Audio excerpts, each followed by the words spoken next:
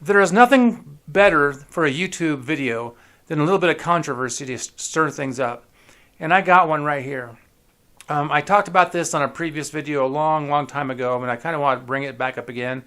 And that is, there's some art that is beyond touch. And what that is this kind here I'm doing. Drawing, painting. I've never seen anyone give me negative criticism on my drawing. And usually when you see people's drawings online, you see the word amazing and fantastic, and you're just really super good. I've never seen anybody say anything negative. Now, besides art, well, drawing and stuff, I also write music. I play guitar, I play bass, I play a little bit of keyboards. I'm a prolific songwriter. I have about 3 CDs worth of music on YouTube and Spotify and all those places. I've also written like 20 full-length novels. And I tell you, I get comments on my novels all the time about people's opinions on things I wrote, and they're not always positive, and people have no problem telling me that. Music-wise, I don't recall ever getting any negative comments on that. But one thing I am positive that I never see is somebody on an art page saying, you suck, or you need to fix this, or you're terrible. And I don't know why this kind of art gets a free pass. Because I've seen a lot of art on art pages that's awful. Just awful, amateur, terrible, where people are just praising these people as if they're the best thing in the world. And I don't know why that is. It's a cultural thing. We just don't criticize people's drawing. I mean, if you don't criticize it at least a little bit, they're never going to have a reason to get any better. Now let's get to this little drawing here. I got inspiration for this dragon from that movie I was watching. It was a 2-headed dragon. I added a lot of these little scales to it. It wasn't on the original art. Actually, it was a computer graphic dragon. I just kind of took the overall tone of the dragon for my drawing.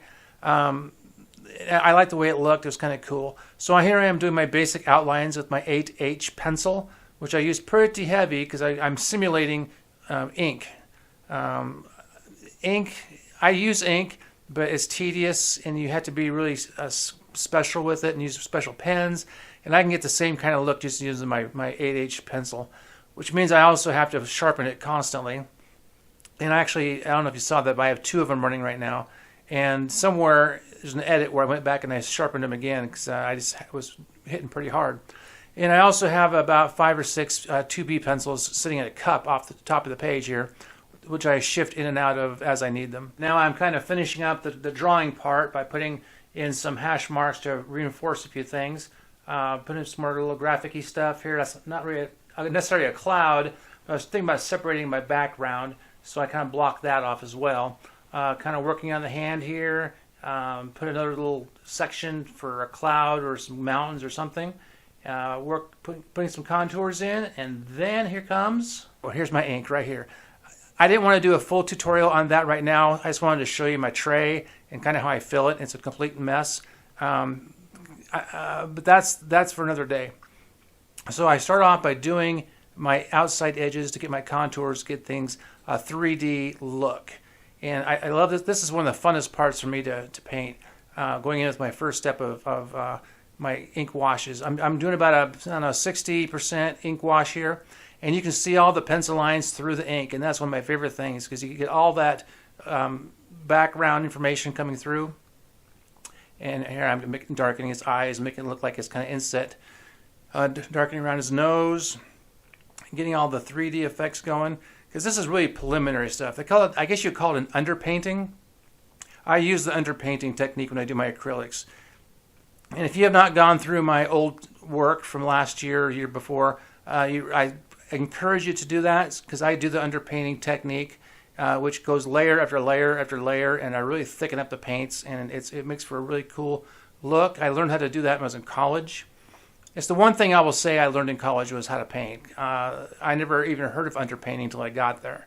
And I've done it ever since, and it just makes your paintings look so thick and full and professional. I think a lot of people's paintings suffer because they just do one layer, and they don't look thick, they don't look full. You're missing out on a lot of stuff, where I almost put too much stuff in it. Okay, so now I'm going to a little bit darker ink here, and I kind of panicked when I did that. I go, oops, that was a little bit too dark. I need to do my tray better because I kind of mix my inks, and you can't really tell where the dark ink is and versus the light. So this time I had a piece of paper in my hand. I was kind of doing a little brush before I put the ink down so I could kind of tell where it was at. If it was too dark, I'd dip it back into the water and kind of thin it down just a little bit. Okay, now I'm doing some outlines with some darker with the edge of the brush, kind of like a razor blade. That way I don't have to use a liner brush, and it gives me the same effect. It's just something I practiced over the years. And that hand, I kind of freehanded the hand. I kind of held my own hand up and looked at it to see how it was supposed to go, and just winged it. I winged the hand. He's a dragon, but his wings are off the page. So here I am, and I'm using like a 40% gray tone just to throw in some background. I wanted to separate him from the background, and all it would take would be just some basic. I'm just making basic shapes here. I wasn't thinking this is a cloud or a mountain. It's whatever you want it to be. It's just a bunch of mumbo jumbo gray tones. Then I see that I just dipped into my darks. I'm panicking again. It's like oops, oops. So to balance that out, I go over to the other side of the page, so it's not like just one side's dark and the other side's light. Kind of even it out. So this here is just filling. Now back to my other topic. I think people they deserve to know if their work is actually good or not. Because if they don't know, they're never going to try to be any better. Now personally, I have never, ever told somebody their art was bad. Because it's culturally the wrong thing to do. And I just wouldn't do it. And here I am putting in some blue. If you can see a little stripe of white, I'm intentionally skipping that white stripe because I'm using it as a highlight. It's a watercolor technique. I love watercolors. They're just awesome. I like my acrylics. Watercolors are just thinned down acrylics. And so is airbrush paint. It's the same thing, just watered down a little bit more. So here I mixed a little bit of my red with my blue. I made kind of a purple color. I just kind of winged that, which was kind of a problem because I went back to dip into my paint. I kept getting different versions of it. I get something with a little more red, a little bit more blue. So this dragon is kind of a hodgepodge of different colors. Now I was intentionally leaving some white spots here too because I didn't want to go in and have to do highlights on everything. Plus, it's a cheap and easy watercolor technique to do your highlights by just not painting. His neck, look at his neck. I just left a big old like white stripe right there. I do the same thing on the horns here. And what am I doing here? I'm kind of filling in around the eyes. The jaw is kind of blue. The head's kind of a purpley blue. Background's gray, but the background's going to change considerably here coming up.